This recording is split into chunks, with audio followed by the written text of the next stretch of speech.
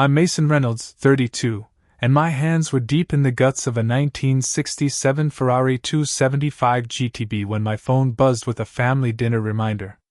The same dinner where my golden boy brother Scott would undoubtedly parade his Harvard degree and Wall Street success. The same brother who, 3 months ago at Julie's wedding, looked at me with that trademark smirk and said, "Get a real job. Everyone knows you're just a glorified mechanic." If you're watching this from your garage or workshop, give this video a thumbs up and subscribe. I want to share how I turned my passion for engines into something my family finally had to respect. Growing up in the suburbs of Boston, our family looked perfect on paper. My father Harold taught economics at Boston University, and my mother Rebecca built her reputation as one of the city's sharpest corporate attorneys. Our colonial-style home with its manicured lawn and prestigious address reflected exactly what my parents valued: appearance, achievement, and accolades. Then there was Scott, 4 years my senior and the walking embodiment of everything my parents dreamed of. National Merit Scholar, class president, tennis team captain. His room was a shrine to academic excellence, with trophies and certificates covering nearly every inch of wall space. At family gatherings, relatives would flock to him like pigeons to breadcrumbs, eager to hear about his latest accomplishment. "How's Scott doing with those college applications?" they'd ask my parents, who would beam with pride as they detailed the Ivy League schools fighting over him. Meanwhile, I was the kid who couldn't sit still in class. Not because I wasn't smart, my grades were decent enough, but because my mind worked differently.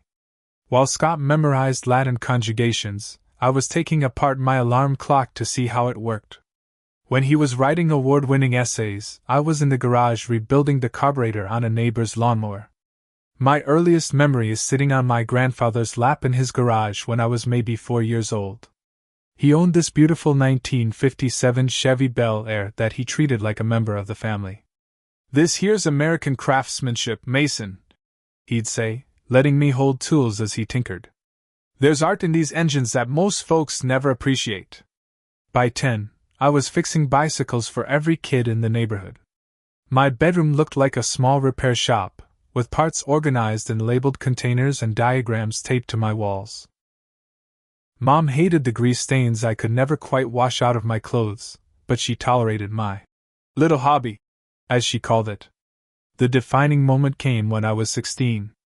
We were driving back from visiting colleges for Scott. He was deciding between Yale and Harvard, when our Mercedes broke down on the highway. Dad called AAA, but we were told the wait would be at least 2 hours.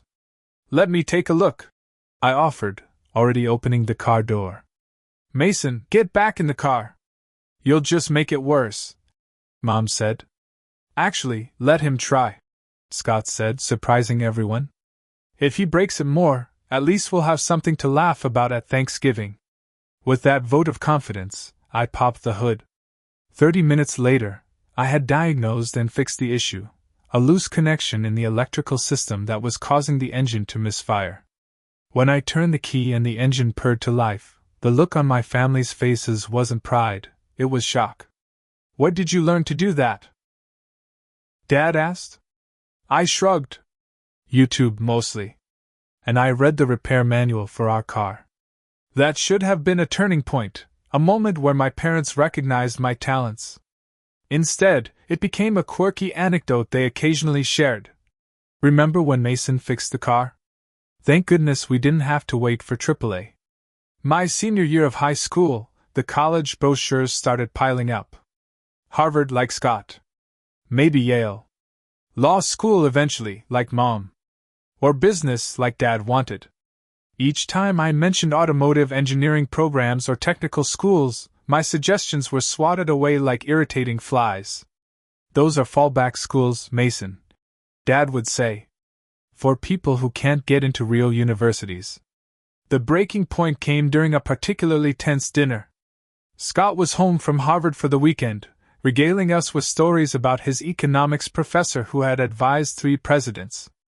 "I've decided," I said during a rare lull in the conversation. "I'm going to Universal Technical Institute for Automotive Technology." The silence was deafening. Mom put down her fork. Dad's face turned the color of undercooked steak. That's a joke, right? Scott asked, looking genuinely confused. No. I've researched their program. They have connections with all the major manufacturers, and their placement rate is over 90%. Mason, Dad said carefully, as if explaining something to a small child. That's a trade school. We don't spend money on trade schools. Then I'll pay for it myself, I replied. I've been saving from all those repair jobs. You're throwing your life away, Mom added. For what? To get dirty under cars all day? To earn minimum wage? I looked at their disappointed faces and realized something important. They would never understand.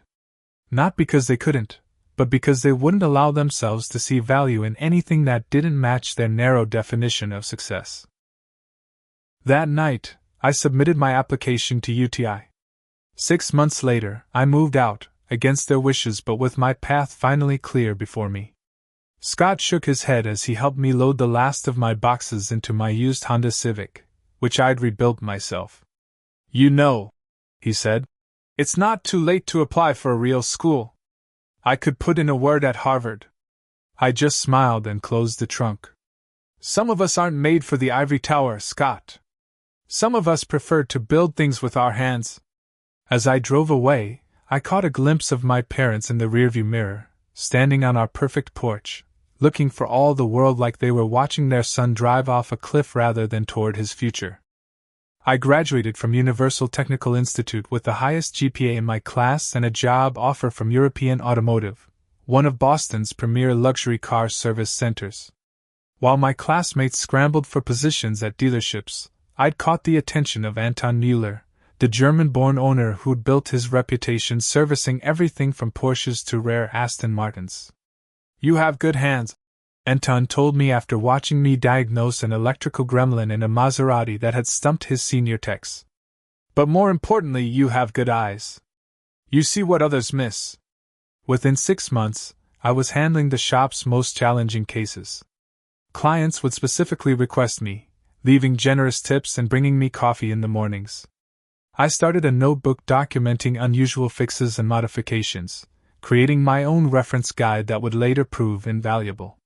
Meanwhile, Scott had graduated from Harvard with honors and landed at Goldman Sachs.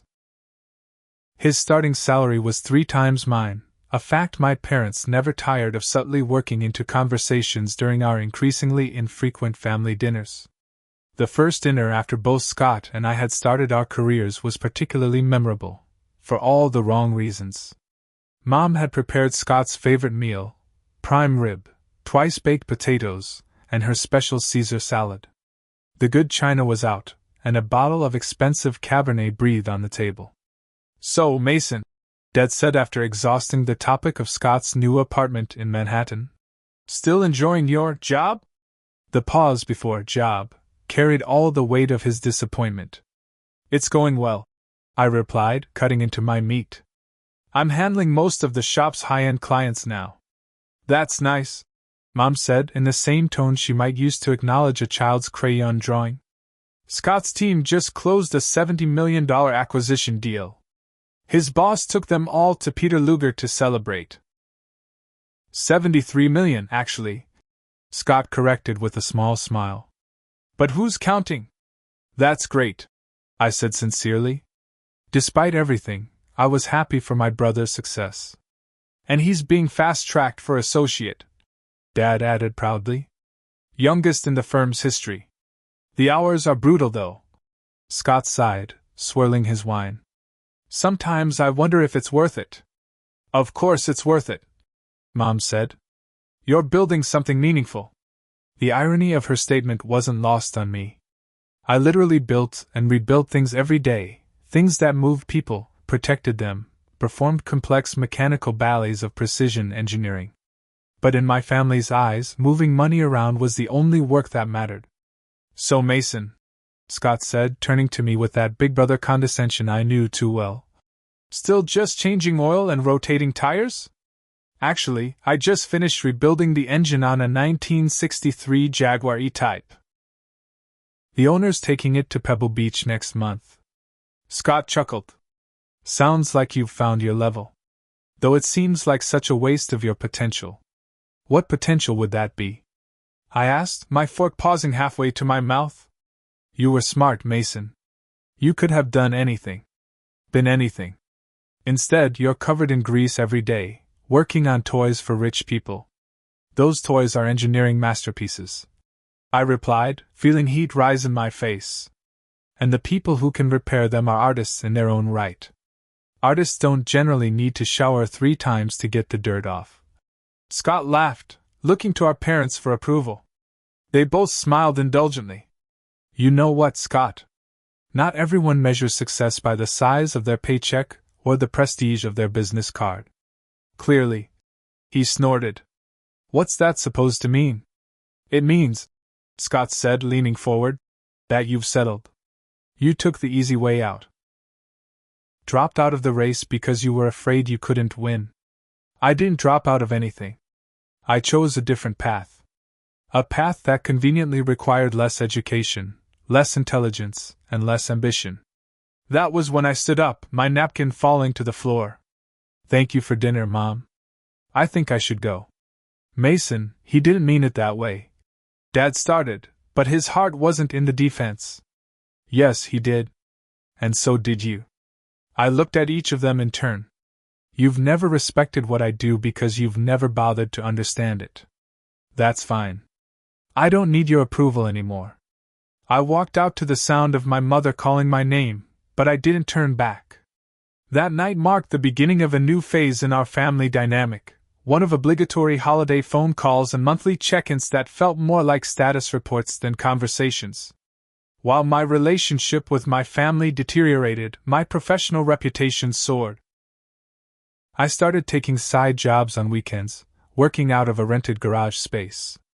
Word spread quickly among collectors and enthusiasts that if you had a particularly challenging restoration or a rare model that needed special attention, Mason Reynolds was your guy. I worked brutal hours, full-time with Anton during the week, then Friday evening through Sunday on my own projects. I lived frugally, banking most of my income and investing in specialized tools that would later become the foundation of my own shop. The distance between me and my family grew with each passing month. My parents sent obligatory birthday and Christmas cards. Scott occasionally texted when he needed car advice, the only time he acknowledged my expertise. I missed them sometimes, in the quiet moments between projects when the absence of family hit hardest. But more than family, I miss being understood. Being valued for who I actually was, not measured against who they thought I should be. On particularly difficult nights, I'd remind myself of a quote from Henry Ford that my grandfather had taped to his garage wall. When everything seems to be going against you, remember that the airplane takes off against the wind, not with it. I was flying against my family's wind, gaining altitude with each small success, each satisfied customer, each impossible repair conquered. They might not see my trajectory yet, but someday they would have to look up. 5 years after that disastrous family dinner, I stood in an empty warehouse on the outskirts of Boston, keys in hand, heart pounding with equal parts terror and exhilaration.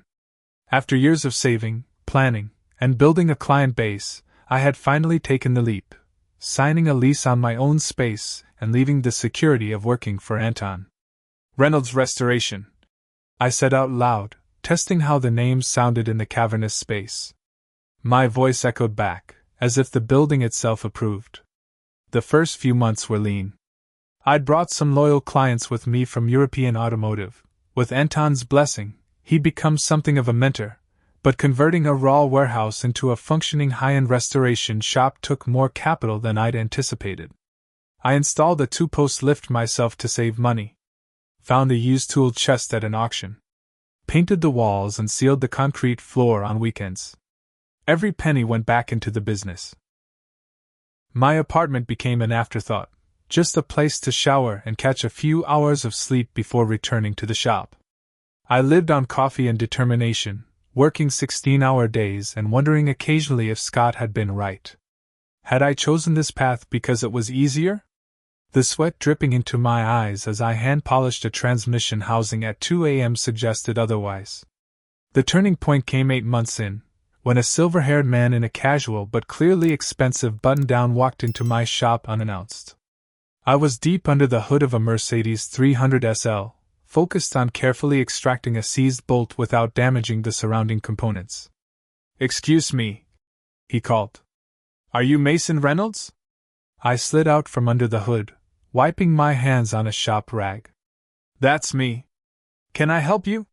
He extended his hand. "Brian Thompson. I've heard interesting things about your work." As we shook hands, I noticed he was studying the Mercedes with an appraising eye that suggested he knew exactly what he was looking at. "From whom, if you don't mind my asking?" "Charles Whitmore. You restored his Jaguar E-Type last year. He brought it to my summer house in the Hamptons, and I couldn't stop admiring the engine bay. Said it was better than when it left the factory in '63. I remembered the car well. It had indeed gone on to Pebble Beach as the owner had planned, winning its class in the Concours d'Elegance. "Mr. Whitmore was a pleasure to work with. He really respects these machines." Brian nodded. "Well, I've got a collection that needs some attention. Some cars have been sitting too long. Others need full restorations. Would you be interested in taking a look?" That casual question changed everything.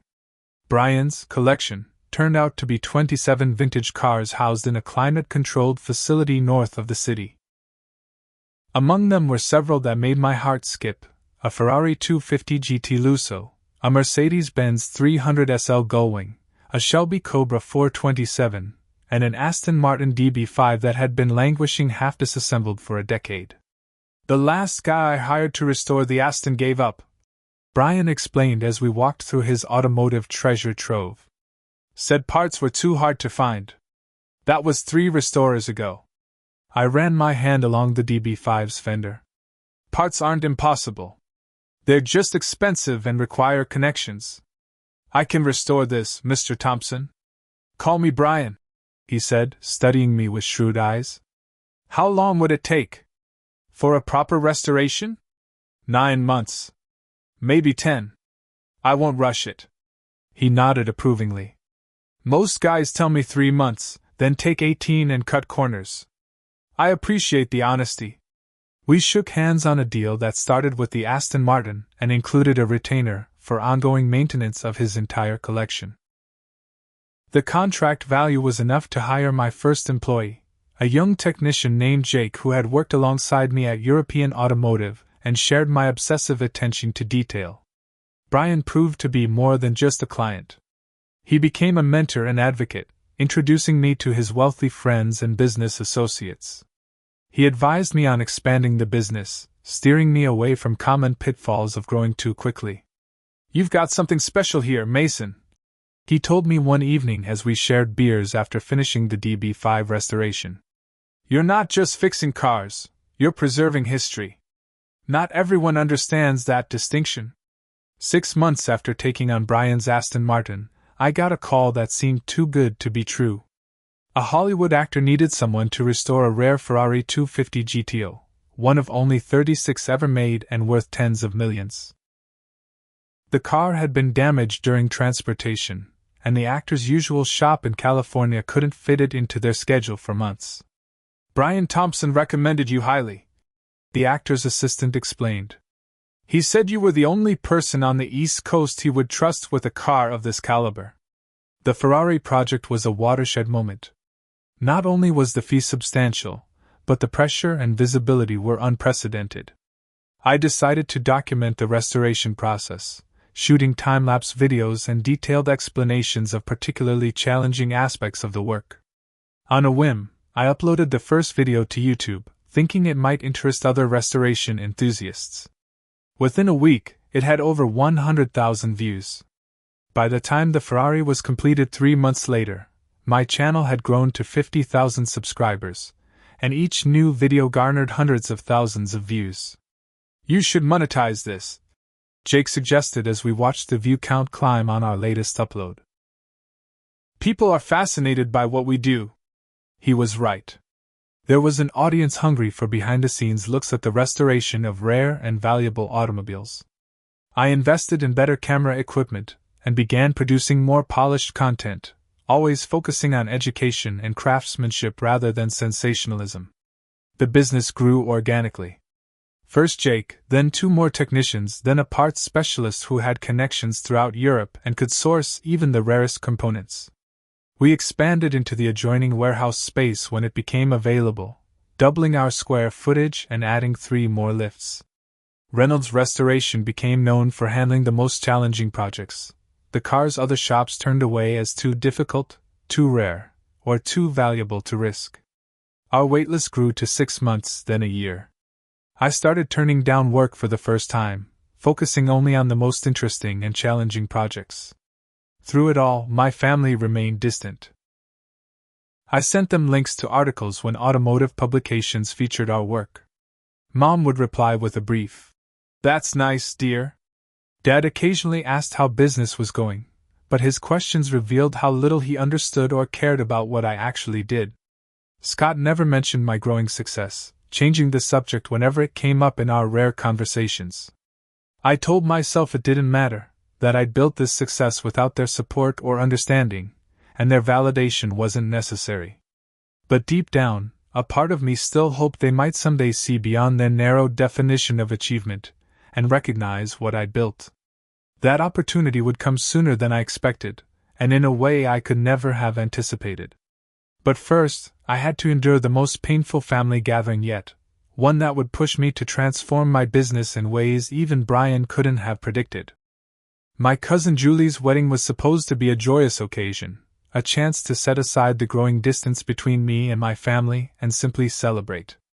We hadn't all been in the same room for nearly 2 years, not since my grandmother's funeral, where conversation had been limited to polite small talk and carefully avoided topics. The ceremony was beautiful, held at a historic church in downtown Boston with stained glass windows that cast colorful patterns across the marble floor. Julie looked radiant, her new husband clearly smitten. I sat 3 rows behind my parents and Scott, arriving just before the ceremony began after finishing an emergency repair for a client whose vintage Porsche needed to be ready for a charity event that evening. At the reception, I made my way through the crowd, stopping to chat with aunts, uncles, and cousins I hadn't seen in years. Most asked the obligatory questions about my work before their eyes glazed over at my answers. I'd learned to keep my responses brief, sparing them details they didn't really want to know. I spotted my parents at their table, my father deep in conversation with Julie's father about university politics, my mother nodding along while surveying the room. And then there was Scott, holding court with a group of relatives, his arm around a stunning woman I didn't recognize. "Mason!" My mother noticed me approaching and stood to embrace me. Her perfume was the same she'd worn my entire life, and for a moment I was a child again, seeking her approval. "We were wondering if you'd make it." "Sorry I'm late. Had to finish up a job." "Of course you did," my father said, rising to shake my hand formally. "Scott's been here since yesterday, helping with preparations." I bit back a retort about having actual work responsibilities rather than being able to delegate to subordinates. "Good to see you both. You look well." "You look tired," my mother observed, reaching up to smooth my hair as if I were still 12. "Are you sleeping enough?" Before I could answer, Scott appeared, champagne flutes in hand, the woman from earlier at his side. "The prodigal brother appears," he announced, handing me a glass. "Mason, meet Heather. Heather, this is my little brother Mason." Heather extended a manicured hand adorned with several glittering rings. "Scott's told me so much about you. You fix cars, right?" I shook her hand, noting the massive diamond engagement ring. "I restore classic and rare automobiles, yes." "That's so interesting," she said in a tone that suggested it was anything but. "Like on that TV show, what's it called, honey?" "Overhaulin'," Scott supplied with a smirk. "Though I think they work on a slightly different caliber of vehicle than Mason's little garage." "It's not exactly a little garage anymore," I said, taking a sip of champagne. "We've expanded quite a bit in the past few years." "Oh?" My father perked up. "Business is good then?" This was my opening, a chance to share my success with my family. "Very good. We're booked solid for the next year." I've had to hire 5 more people to keep up with demand. 5 whole employees. Scott whistled. Watch out, Goldman Sachs. Scott's being considered for partner. My mother interjected, pride evident in her voice. Youngest in the firm's history. Congratulations, I said sincerely. Despite our differences, I didn't begrudge Scott his success. Thanks, he replied, checking his watch, a Patek Philippe that probably cost more than most people's cars. Of course, it means even longer hours, but that's the price of success in a real career. There it was, the dig I'd been expecting since I arrived. I took another sip of champagne, determined not to take the bait. Mason was just telling us he's been busy too, my father said, apparently trying to steer the conversation to safer ground. Oh? Scott raised an eyebrow. Big rush on oil changes this month? Actually, I've been restoring a Ferrari 250 GTO for a client. It's one of only 36 ever made. Is that supposed to be impressive? Scott laughed. I closed a deal last month that affected 36,000 jobs. The car's worth about $50 million, I added, immediately regretting the defensive tone in my voice. Scott choked on his champagne. 50 million? For a car? And this person trusts you with it? That's what I do, Scott. I'm trusted with some of the most valuable automobiles in the world. Come on, he scoffed, looking to our parents for support. No one's paying you to work on $50 million cars. The actor who owns it is paying me $300,000 for the restoration, plus parts. A flicker of something, surprise, perhaps even respect, crossed Scott's face, but it was quickly replaced by his usual condescension. For that kind of money, I'm in the wrong business. It's not about the money, I said. It's about being the best at what I do. The best mechanic is still just a mechanic, Scott replied, his voice carrying enough that nearby relatives turned to listen. I mean, come on, Mason. Get a real job. Everyone knows you're just a glorified mechanic. The room seemed to go silent, though the band played on and conversations continued around us. I saw my mother's embarrassed smile, my father's uncomfortable shift in his chair.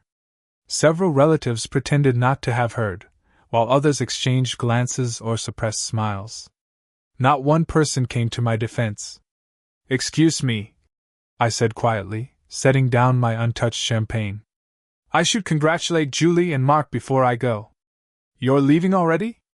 My mother looked disappointed but not surprised. We've hardly had a chance to talk. I think we've talked enough, I replied, straightening my tie. Congratulations again on the partnership, Scott. Nice to meet you, Heather. I made my way through the reception, mechanically exchanging pleasantries with Julie and her new husband before heading for the exit. As the heavy door closed behind me, cutting off the music and laughter, I made a promise to myself. This was the last time Scott, or anyone in my family, would dismiss what I had built. The last time they would look at me with that mixture of pity and condescension. The last time I would walk away feeling like I had something to prove. I pulled out my phone and called Brian. Mason? Thought you were at a wedding. I was. Listen, remember that idea we discussed about expanding the business? I'm ready to move forward. What changed your mind? You were hesitant just last week. I paused, watching through the window as my family laughed together, united in their shared values and perspectives, a circle I had never truly been part of. Let's just say I'm tired of playing small. It's time to build something undeniable. The morning after Julie's wedding, I arrived at my shop before dawn. The humiliation of Scott's words still burned, but I had channeled that feeling into something productive, a detailed business plan that had kept me up most of the night. I pulled up the garage door and flipped on the lights, revealing the Ferrari 250 GTO that occupied the center bay. Its deep red paint gleamed under the LED lights, the restoration nearly complete after months of painstaking work. This car represented everything I loved about my profession, the history, the craftsmanship, the challenge of bringing mechanical art back to its original glory. You're not just a glorified mechanic, I said aloud to the empty shop. And it's time to prove it to everyone. Over the next few days, I refined my plan. The YouTube channel that had started as an afterthought was now a significant platform with over 300,000 subscribers. Our restoration videos regularly garnered millions of views, with comments from enthusiasts around the world. The documentary-style approach I'd taken, explaining the history, the engineering challenges, and the restoration process in detail, had cultivated an audience that appreciated the artistry involved. The Ferrari project would be the centerpiece of a new direction. I invested in professional camera equipment and hired a videographer who specialized in automotive content. Together, we mapped out a series that would showcase not just the technical aspects of the restoration, but the story behind the car and the philosophy of preservation that drove our work. We're not just fixing cars, I explained to my team during a Monday morning meeting. We're preserving history. Each of these vehicles tells a story about human ingenuity, design, and craftsmanship. Our job is to ensure those stories continue for future generations. The first episode of our expanded Ferrari series went live 3 weeks later. The response was immediate and overwhelming. Within days, it had been viewed over 2 million times. Automotive blogs picked it up, praising the depth of knowledge and the production quality. Comments flooded in from viewers who had never considered automotive restoration as an art form before. "This isn't mechanics, it's surgery," wrote one commenter. "These guys are more like art restorers than car mechanics." Brian called the morning after the video went live. "Have you checked your email? The Sheikh wants to meet." The Sheikh was Sheikh Abdullah Al Faisal, a Saudi royal family member with one of the world's most extensive car collections. He had contacted Brian months earlier about potentially having some work done, but nothing had materialized. "He saw your Ferrari video," Brian continued. "Says he's been looking for someone with your level of expertise and attention to detail. He has a collection of pre-war Bugattis he wants restored." Pre-war Bugattis. Some of the most valuable and challenging cars to restore in existence.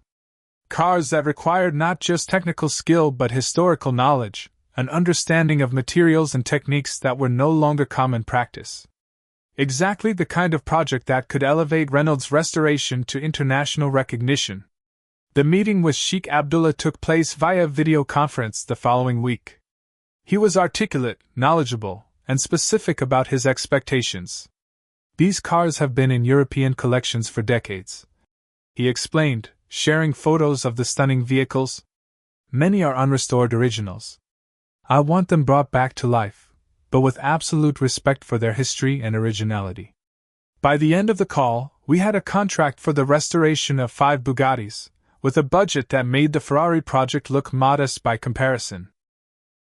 The Sheikh also agreed to allow us to document the process for our channel, understanding the educational value of sharing these rare restorations with the world.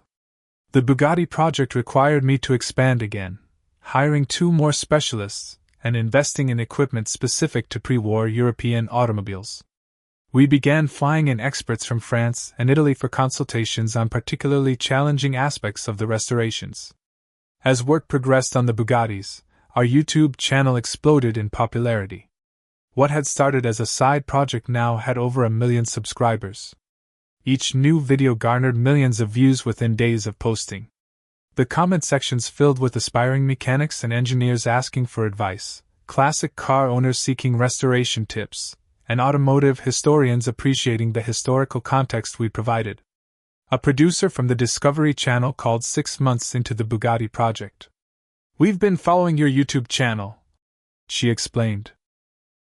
"We'd like to discuss the possibility of a television series focused on your restoration work. Something that goes deeper than the typical car shows, more about the history, the engineering, the stories behind these incredible machines." The timing was perfect. We had just completed the first of the Bugattis, a 1932 Type 55 Roadster, one of only 38 ever built. The car was stunning, its two-tone blue body and intricate wire wheels drawing the eye. But the real masterpiece was the supercharged straight-8 engine that now purred like it had when it left the Molsheim factory 90 years earlier. The television deal came together quickly.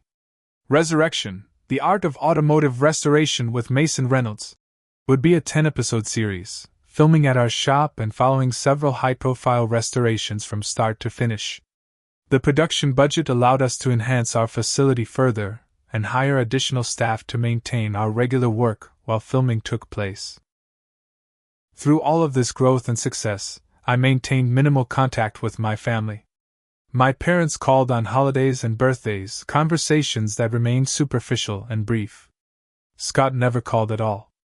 I sent them Christmas cards with photos of some of our more interesting projects, but never received any acknowledgement or questions about the work. I told myself I didn't care anymore, that I had moved beyond needing their approval or understanding. But there were still moments, late at night when the shop was quiet and I was alone with my thoughts, when I wondered if they would ever truly see me for who I was rather than who they had expected me to be. 8 months after Julie's wedding, with our business thriving beyond anything I could have imagined, Brian made a proposal that would change everything. "I've been thinking," he said as we shared a bottle of whiskey in my office after hours. "This shop has become too small for what you're doing now. The waiting list is over 18 months. You're turning away work from people who would pay anything to have you restore their cars. We're at capacity." I agreed, looking out at the shop floor where 7 priceless automobiles sat in various states of restoration. "I don't want to grow too fast and compromise quality." "I understand that." Brian nodded. "But what if we did something bigger?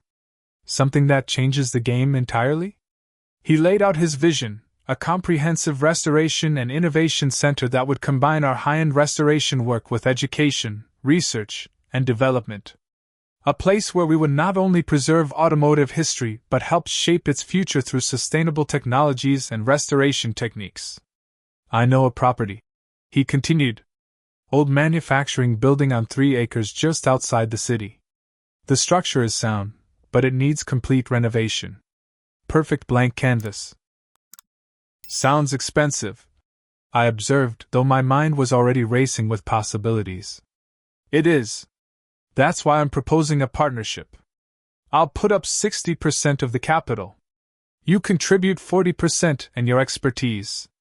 We establish Reynolds Restoration and Innovation Center as the premier automotive preservation facility in the country." The numbers he outlined were substantial, far beyond what I had ever considered investing. But the potential was undeniable. This wouldn't be just another restoration shop. It would be an institution, one that could change how the world viewed automotive restoration and preservation. "I need to think about it," I told Brian, though in my heart I already knew my answer. That night, as I drove home, Scott's words from the wedding echoed in my mind. "Get a real job. Everyone knows you're just a glorified mechanic." By morning, I had made my decision. I called Brian before the sun was fully up. "I'm in," I told him. "Let's build something undeniable." The renovation of the old manufacturing building took 11 months of intensive work. We remained operational at our original location while the new facility took shape, juggling ongoing restorations with the demands of planning and overseeing construction. The result was beyond even my ambitious vision. The main restoration floor spanned 20,000 square feet, with 16 dedicated work bays equipped with state-of-the-art lifts and specialized equipment. A separate building housed our research and development department, where we tested new restoration techniques and environmentally friendly methods for preserving vintage components. The education center included classrooms and hands-on workshop spaces where we would offer everything from weekend courses for enthusiasts to professional certification programs for aspiring restorers. A museum-quality display area showcased particularly significant restorations and rotating exhibits on automotive history. As we prepared for the grand opening, I received an unexpected call from Automotive Heritage magazine. "Mr. Reynolds? This is Catherine Walsh from Automotive Heritage. We're planning a feature on your new facility, and I was hoping to schedule an interview." The resulting article, titled, "The Wizard of Restoration: How Mason Reynolds is Redefining Automotive Preservation," was a 6-page spread with stunning photography of our new center and several of our most significant restorations. The writer had shadowed me for 3 days, documenting our processes and philosophy in detail. Reynolds isn't just restoring cars, the article concluded. He's preserving crucial chapters of human innovation and design history. In an age of disposable consumer goods, his work reminds us of a time when objects were built to last generations and craftsmanship was valued above all. The Reynolds Restoration and Innovation Center stands as a testament to that ethos, a cathedral dedicated to mechanical art. The magazine hit newsstands 2 weeks before our grand opening. That same week, we received notification that our television series had been nominated for a Specialty Content Emmy Award. Our YouTube channel surpassed 2 million subscribers, making it one of the most successful automotive channels on the platform. The grand opening was planned as a significant event in the automotive world. We had invited journalists, industry leaders, collectors, and celebrities known for their automotive interests. Brian had insisted we spare no expense, understanding the importance of making a strong first impression. "You should invite your family," he suggested as we reviewed the guest list. "This is a big moment. They should be part of it." I hesitated. It had been nearly a year since I'd seen any of them in person. Our communication had remained minimal and superficial. "They wouldn't be interested," I said dismissively. "This isn't their world." Brian fixed me with a steady gaze. "Mason, you've built something extraordinary here. Something undeniable. Maybe it's time to give them the chance to see that." After careful consideration, I sent formal invitations to my parents and Scott, along with a copy of the Automotive Heritage article. I didn't expect them to come, but something in me needed to extend the invitation, to offer them one more chance to see me as I truly was, not as they had always assumed me to be. The morning of the grand opening arrived with perfect early autumn weather. The renovated building gleamed in the sunlight, its industrial architecture softened by careful landscaping. Inside, every vehicle on display had been meticulously detailed, every tool in its place, every surface spotless.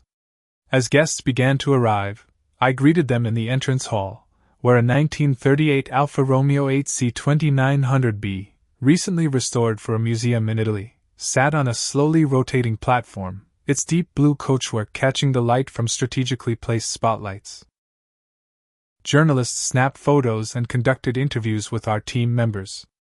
Collectors who had entrusted us with their precious automobiles proudly showed them to other enthusiasts. The educational spaces hosted demonstrations of traditional techniques by master craftsmen we had brought in for the occasion.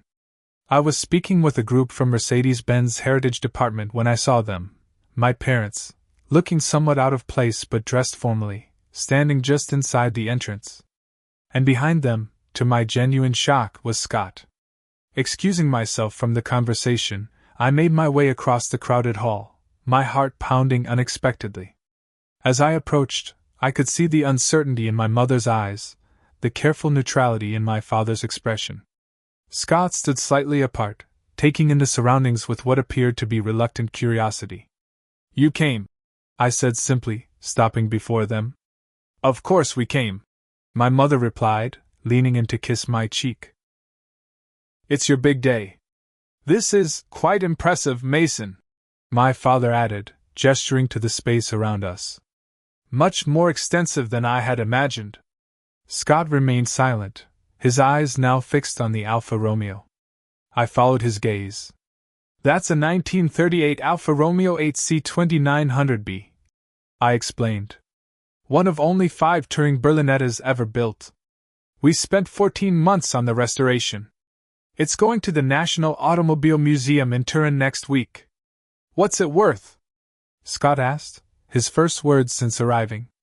"About $20 million, I replied. "But its historical significance is priceless." Something shifted in Scott's expression, a reluctant reassessment that was visible even to me. Before he could respond, Brian appeared at my side. "You must be the Reynolds family," he said warmly, extending his hand to my father.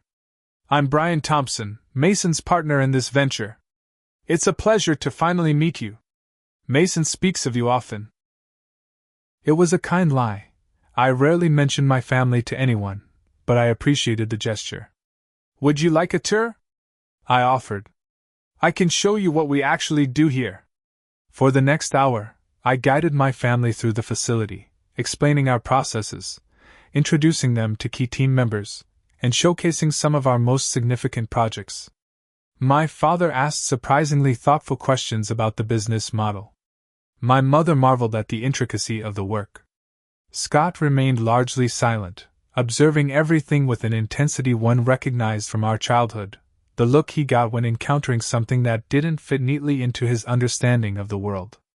In the research and development department, I showed them our work on sustainable methods for restoring and maintaining vintage vehicles, including developing synthetic alternatives to rare animal-based materials and environmentally friendly cleaning processes for delicate components. "This is genuinely innovative," my father commented, examining a display explaining our patent-pending process for recreating period-correct finishes without toxic chemicals. "You're not just preserving these cars, you're advancing the field." "That's the goal," I agreed. "Restoration isn't just about looking backward. It's about carrying forward the best of the past while acknowledging our responsibility to the future." As we completed the tour in my office, a space filled with automotive art, technical manuals, and artifacts from significant restorations, Scott finally broke his extended silence. "How many people work here now?" he asked, looking out the glass wall that overlooked the main restoration floor. 37 full-time, I replied. "Plus about a dozen specialists we bring in for specific projects." "And the business valuation?" "Scott," my mother admonished. "That's hardly appropriate." "It's okay," I said. "The latest valuation put us at just over $40 million. We're projecting to double that within 5 years based on our current contracts and growth trajectory." Scott turned to face me fully for the first time since arriving. "I didn't get it," he said after a moment. "What you were building here. I thought. You thought I was just a glorified mechanic." I finished for him, meeting his gaze steadily. "Yes," he admitted. "I was wrong." That simple acknowledgement. "I was wrong," from Scott Reynolds, Harvard graduate and Goldman Sachs rising star, felt more significant than any award or recognition I had received. Not because I needed his approval, but because it represented a fundamental shift in how my family saw me and the path I had chosen. As we rejoined the event, my father placed his hand on my shoulder, a gesture so rare I couldn't remember the last time he had touched me with such genuine warmth. "You've built something remarkable here, son," he said quietly.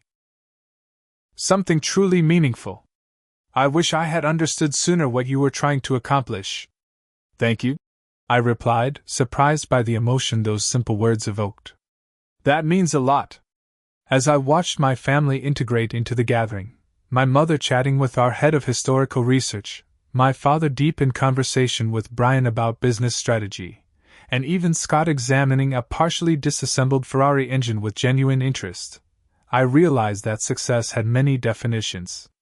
I had built Reynolds Restoration and Innovation Center not to prove my family wrong, but to create something I believed in with my whole heart. That they could now see its value was not the victory had been in the building itself, in staying true to my passion despite their doubt. "This is what a glorified mechanic can build," I thought to myself, surveying the crowded facility buzzing with enthusiasm and respect for the work we did. Not with resentment, but with quiet pride in the path I had chosen and the journey that had brought me here. In the months following the grand opening of Reynolds Restoration and Innovation Center, my relationship with my family underwent its own kind of restoration. Not a return to what it had been, that would have been impossible and perhaps undesirable, but rather the careful building of something new, with greater understanding and respect on all sides. My father began stopping by the center occasionally, usually under the pretense of being in the neighborhood, though his home and university were a 30-minute drive away. He would wander the restoration floor, asking questions about the vehicles and processes, gradually developing a genuine appreciation for the technical and historical aspects of the work. During one such visit, as we stood examining a 1929 Bentley that had recently arrived from a collector in England, he cleared his throat in the way he always did before saying something difficult. "I owe you an apology, Mason," he said, his eyes still fixed on the Bentley's massive engine bay. "I've been thinking about it a lot lately." "An apology for what?" I asked, though I knew. "For not seeing what you were building. For measuring your success against a narrow standard that I thought was important." He turned to face me, his academic's precision with words momentarily failing him. "For not understanding that there are many paths to a meaningful life." We had never been a family comfortable with emotional vulnerability, so this halting admission represented a significant shift. I nodded, accepting his words for the gift they were. "I didn't understand it myself at first," I admitted. "I just knew I had to follow what called to me, even if I couldn't explain why." He placed his hand on my shoulder, a gesture that was becoming less rare. "That kind of certainty is rare. Most people spend their lives trying to find it." My mother's transformation was more subtle but equally meaningful. She began sending me articles about automotive restoration or historical vehicles she encountered in her reading, small acknowledgments that she was making an effort to understand my world. On my birthday, she presented me with a first-edition book on coach building techniques from the 1930s that she had tracked down through a rare book dealer, a thoughtful gift that demonstrated a new level of engagement with my interests. Even Scott, perhaps the most surprising of all, found ways to bridge the gap that had grown between us. Our rapprochement began with an unexpected email containing only a link to an article about algorithmic trading strategies being used to value rare automobiles as investment assets. "Thought this might interest you," he wrote. "Your expertise plus this approach could create an interesting advisory service for collectors." This led to occasional phone calls discussing the investment potential of certain marques and models, conversations that gradually expanded to include our personal lives and even, eventually, reflections on our childhood and the different paths we had taken. "I envied you, you know," Scott admitted during one such call, nearly a year after the grand opening. "Not now, back when we were kids." "You envied me?" I couldn't hide my disbelief. "The golden boy envied the grease monkey?" He laughed at my characterization. "You always knew exactly what you wanted. You had this passion that was so clear, so defined. I was just good at meeting expectations. Being what everyone wanted me to be. I never saw it that way," I told him honestly. "I always thought you had everything figured out. I was just better at faking it," he replied. "Still am, sometimes." These conversations helped me understand that Scott's earlier dismissiveness had perhaps come from his own insecurities, the fear that my certainty about my path somehow diminished the value of his more conventional choices. It didn't excuse his behavior, but it helped me contextualize it in a way that made forgiveness possible. As the center flourished, I found myself thinking more about legacy and impact. We had achieved commercial success beyond what I had imagined possible, but I wanted to build something more enduring than a profitable business. The idea came during a restoration of a 1940s Jeep that had served in World War II. The owner, a veteran himself, spoke eloquently about how vehicles like this had played crucial roles in history and deserved to be preserved as part of our collective heritage. "Most of these vehicles are lost to time," he told me. "The people who know how to maintain them are dying out. The skills are disappearing." His words stayed with me. Within 6 months, we had established the Reynolds Preservation Fellowship, a program that provided full scholarships for promising students who lacked the financial means to pursue training in traditional restoration techniques. We partnered with technical schools and community colleges to create specialized curricula, focusing particularly on recruiting from underserved communities. "These are valuable skills," I explained to our first cohort of fellows. "Not just for restoring old cars, but for understanding how things work, how they're built, how they can be preserved and improved. Whether you go on to work on million-dollar Ferraris or family heirlooms, you're becoming part of a tradition of craftsmanship that connects generations." Watching these young people develop their skills and confidence became one of the most rewarding aspects of my work. Many joined our team after completing the program, while others went on to establish their own restoration businesses or work for museums and private collections around the world. The center itself continued to evolve. We expanded our research initiatives to include developing methods for converting classic vehicles to use sustainable fuels without compromising their historical integrity.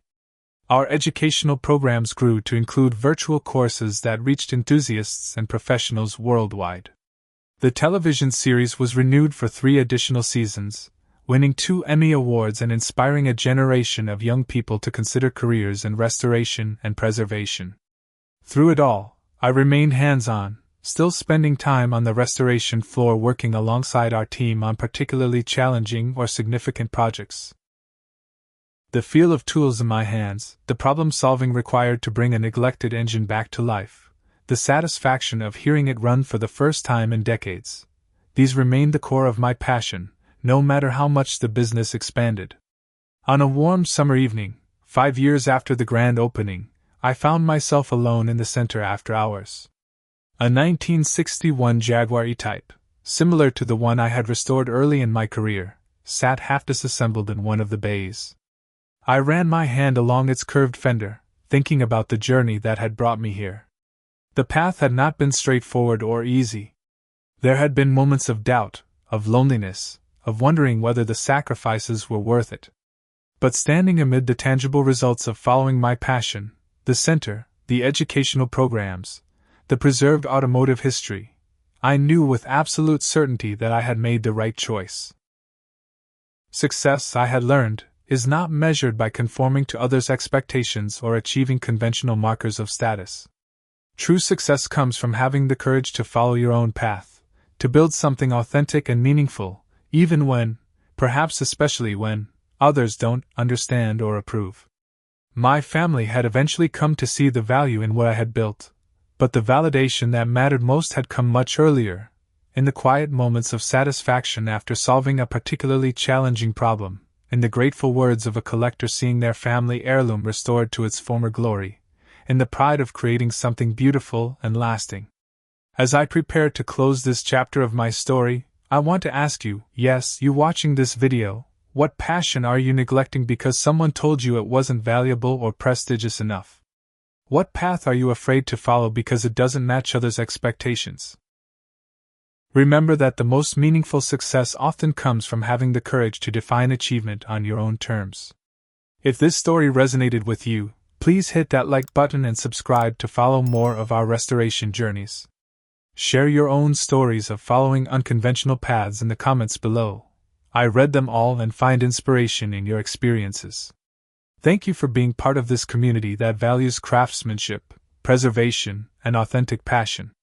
Until next time, remember that your hands can create value that no one else can measure.